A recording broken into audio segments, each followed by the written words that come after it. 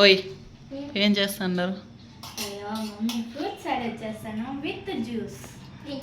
ఇది కిచెన్ పరిస్థితి కొంచెం జరుగు. ఏంది ఇది?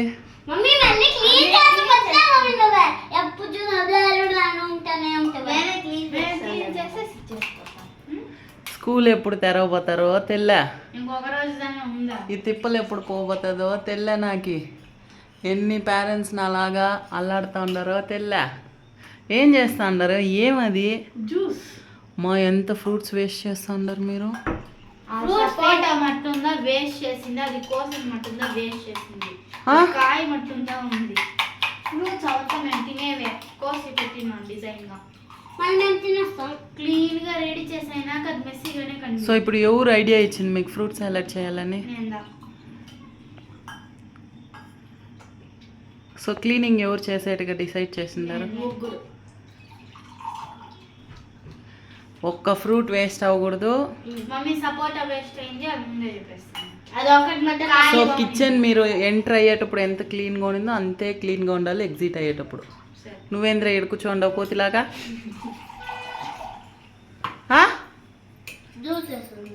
జ్యూస్ పైన కూర్చొందో చేయాలా, కింద కూర్చొని చేయకూడదా? పడబోతావురా?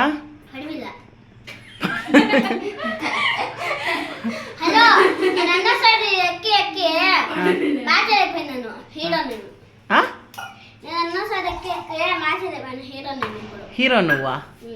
అబ్బో, ఏ ఫిల్మ్లో యాక్ట్ చేసిండారు హీరో సార్? ఇప్పుడు అది పడింది అనుకో, అది మరి నీకు పడతాయి దెబ్బలు.